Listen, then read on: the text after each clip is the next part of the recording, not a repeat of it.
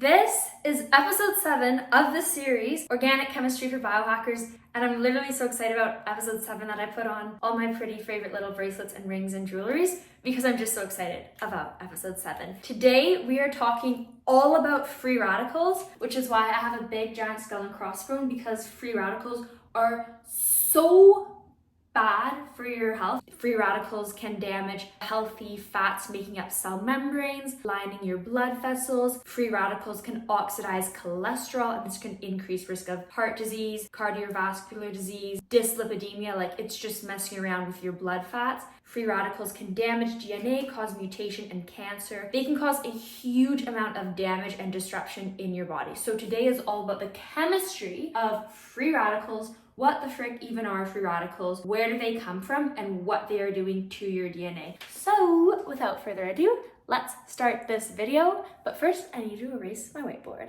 So one moment, please. Also, by the way, I already know this. I have a lot of ADHD going on in my little brain. So I've made myself an agenda. So in this video, we are staying on track. Here is what the agenda says for today. Part 1. What are free radicals? Free radicals, okay, well, we're gonna specifically focus on reactive oxygen species. They are exactly what they are named. They are oxygen species, so molecules with oxygen that are highly reactive. And why are they highly reactive? They are highly reactive because there's something funny going on with their valence shell electrons. Recall from the video about covalent bonds that valence shell electrons are the electrons in the atom's outermost shell. The electrons in the valence outermost shell are most happy when they are paired. So if some atom has an extra electron or has an electron stolen from it, this atom becomes unstable and highly reactive because now this atom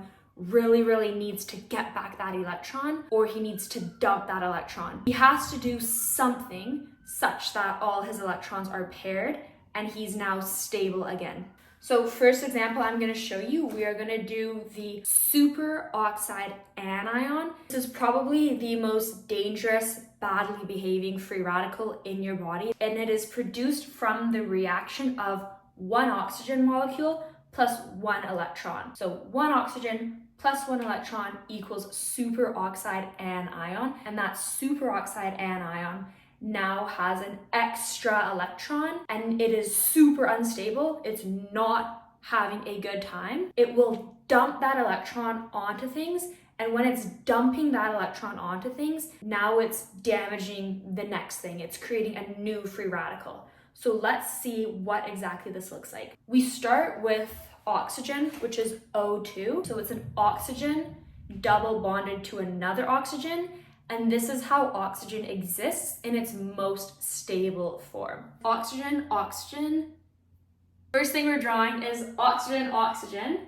And now we're gonna draw oxygen's valence shell electrons. Here's my periodic table. Oxygen is in the 6th little box, so I know it has 6 valence shell electrons. 1, 2, 3, 4, 5, 6. 1, 2, 3, 4, 5, 6. Oxygen has 2 double bonds here, so this is O2. This is good, healthy, happy, stable oxygen. When we are talking about reactive oxygen species and we are making superoxide anion, all of a sudden, some electron comes out of the middle of nowhere and he just goes buzz, ding, whatever. He zaps this oxygen molecule, and so this electron hops into oxygen's valence shell, and this is no longer oxygen. And now instead of good, healthy, normal O2, we have oxygen plus an electron. And I recall that electron has a negative charge. This is superoxide anion with an extra electron and a negative charge. This is highly reactive, it's very unstable, and it's very bad. In your cells, in your body, this oxygen, to gain stability and be happy again, he wants to dump this electron. When he dumps this electron onto some other molecule, it could be a lipid in your cell membrane, it could be proteins, it could be DNA, that is causing a huge amount of damage. We can refer to it as oxidative damage or free radical damage. And all the damage this guy is doing causes oxidative stress, inflammation, DNA damage, messes around with protein, blah, blah, blah, blah, blah. It's really, really bad. Superoxide Anion. Next on the agenda, hydrogen peroxide. And hydrogen peroxide is made from the reaction of a superoxide anion plus an electron plus 2 protons. Inside your mitochondria, there's a ton of electron movement and a ton of proton pumping. If your mitochondria becomes damaged or leaky or dysfunctional, it can start to leak electrons or leak protons. And this leakage of electrons, leakage of protons is just going to propagate or initiate more and more and more oxidative stress, inflammation, and it's going to create even more reactive oxygen species and even more free radicals. And it's a really vicious, nasty cycle, because as soon as this damaged mitochondria starts leaking more electrons, the damage just gets worse and worse, because now there's even more and more free radicals inside your mitochondria. With mitochondrial damage, a little bit of leaky electrons just leads to more leaky electrons or more leaky protons and more damage, and ultimately cell death. It's really bad for your health. Here's how you make hydrogen peroxide. Superoxide anion. This is 2 oxygen molecules with 1 extra electron, so it has a negative charge. Plus 1 electron plus 2 protons. This superoxide anion is 2 oxygens. Here we have 2 hydrogens. This altogether makes hydrogen peroxide. H2O2. Hydrogen peroxide is actually super toxic, so you can use it like for wound disinfectants, because it will just knock out any bacteria that might be in a wound. So you'll see it in like first aid kits. Hydrogen peroxide, this is a reactive oxygen species. Again, we literally just said that it kills bacteria. It can also cause damage to things in your cells, damage to proteins, blah, blah, blah, whatever. Hydrogen peroxide can further react to produce 1 water molecule and a hydroxy radical. Here's what that looks like. Hydrogen peroxide plus 1 electron plus 1 proton creates hydroxy radical plus 1 water molecule. So this is nice and exciting. We just made water. This is a big disaster because it's a reactive oxygen species, and this is going to go around your cells, go around your body, and it is going to zap fatty acids and zap the good, nice, healthy lipids that you want in your body. So all your cells have a lipid bilayer, phospholipid bilayer, and this bilayer is your cell membrane. The function of the cell membrane is that it keeps cells organized, like things that need to be inside your cell stay inside your cell. Things that are outside of your cell stay outside of your cell. You have specific concentrations of chemicals, biomolecules, proteins inside of your cell, and these are all functional molecules and very important. All their concentrations must be regulated. Outside of your cell, who knows what's going on? Inside of your cell, proteins, DNA, all these organelles in your cell that serve functional roles are protected by this lipid bilayer. It's literally like a wall keeping the good things in and keeping the good things protected from anything outside. When this hydroxy radical shows up at your cell, if he is zapping the lipids making up your cell membrane, he's literally, with this electron, dumping it onto those lipids and like burning little holes in your cell membrane. If this happens, your cell can start to leak its cell contents, or it can lyse, which just means like burst and spill everything, spill its guts all over the place. And that is a huge disaster. That means cell death. And now your immune system has to come along and clean up this huge disaster. So there's just more inflammation and cell death. Not really a good thing you want to be happening in your body. Summarizing free radicals, reactive oxygen species, we have superoxide anion, hydrogen peroxide, and hydroxy radicals. These are all reactive oxygen species. They are very unstable and they are highly reactive. So now part 2 on the agenda, where the frick are free radicals even coming from? Like, why are they in your body? So let me erase the whiteboard and we shall discuss that. One specific class of antibiotics is targeting the bacterial tricarboxylic acid cycle. This is a metabolic pathway in your cells, and it deals with a bunch of redox reactions and enzymatic reactions to oxidize acetyl-CoA and extract high energy electrons from it.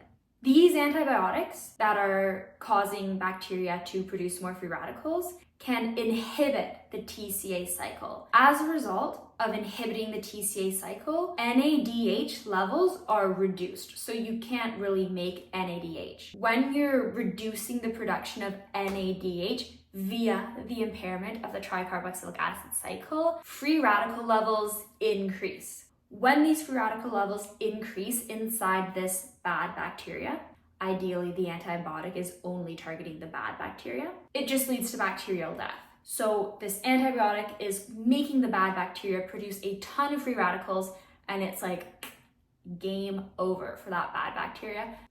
And hopefully your nasty little infection is healed. Next example, leaky mitochondria. Inside of your mitochondria, that is where all these oxidative reactions are taking place. Oxidative phosphorylation, this happens along your inner mitochondrial membrane. This is where ATP is synthesized, and this is where your high energy electron carriers NADH and FADH2 are showing up and dropping off electrons. Because there is so much electron stuff going on inside your mitochondria, there's a pretty high risk of electrons leaking and reactive oxygen species being created. So actually in complex 4 of the electron transport chain, one oxygen molecule kind of sits there and he's pulling electrons along the electron transport chain. Sometimes by accident, that oxygen molecule will react with one singular electron. And remember what we saw in the very beginning of the video, one oxygen plus one electron equals superoxide anion. So sometimes this just happens as part of normal healthy metabolism. It's not a very good thing to happen, but it can happen. And in fact, lack of exercise can cause a bit of a backlog along the electron transport chain, and you will have excess electrons accumulating. When you have these excess electrons accumulating because you're not using very much ATP, or because too much energy came into the system compared to the energy that is being burned, these excess electrons are hanging out in your mitochondria and reacting with oxygen to produce superoxide anion, very dangerous reactive oxygen species. So in unhealthy lifestyle, if you are literally just eating too much food but not burning enough energy, you can have overaccumulation of electrons right there. These electrons are reacting with oxygen, creating superoxide anion, and just increasing oxidative stress, damage, and inflammation inside your mitochondria. Once you have more of these superoxide anions floating around your mitochondria, they're going to damage your mitochondria. When your mitochondria is further damaged, it is going to further leak electrons and produce reactive oxygen species. So that is a big disaster case, and it is not something you want to happen inside your body. By the way, I love these little skull and crossbones. I think they're super fun. Final example, ROTENONE. So it is a pesticide. It is used to kill pests, and it is sprayed on food and specific crops. It's also used in veterinary medicine to get rid of things like ticks or lice. So here's what ROTENONE is doing. It is a lipophilic molecule or hydrophobic molecule, meaning that it can pass cell membranes. So ROTENONE is making its way through your cell membranes, and it is entering the electron transport chain. In the electron transport chain, ROTENONE is binding to complex 1, and it is just disrupting the whole entire electron transport chain. Keyword, disrupting electrons. ROTENONE is screwing around with electrons inside the mitochondria, and this is causing, what do you think it's causing? Increased production of reactive oxygen species. So in animal models, the research I found was specifically in animal models, Rotenone can cause neurodegeneration, so as consequence of it causing the increased production of reactive oxygen species and free radicals, it is damaging the myelin sheath of neurons, this like nice, plush, healthy, fatty membrane, which is improving neuronal function, improving firing speed and information processing in your neurons. Consequence of rotenone is damage to the myelin sheath, so damage to your neurons. I'm really heavy duty relying on my notes because I don't want to screw this up. Citation will be in the description as well. Rotenone is a pesticide, causes oxidative stress inflammation. Rotenone is acting at complex 1 of your electron transport chain, so right away we know it's messing around with electrons and resulting in production of free radicals and reactive oxygen species. Next on the agenda is free radical damage and consequences of free radical damage. I'm gonna save this for video part 2. So that will be about how free radicals are causing mutation to DNA and how that may be increasing risk of certain cancers. If you guys got any value whatsoever out of this video, like and subscribe. It helps me put more time, energy, and resources into these educational videos. And then leave in the comments and tell me what is so totally rocking. Tell me what's not so totally rocking so I can keep making these and I can make them better for you. This concludes today's video. Go to nutritionbyelsa.com and you can get the complete set of notes complementing the series Organic Chemistry for Biohackers. Part 2 is going to be about DNA damage, so I'll see you over there in part 2 because I'm going to film that literally right this very second. Goodbye.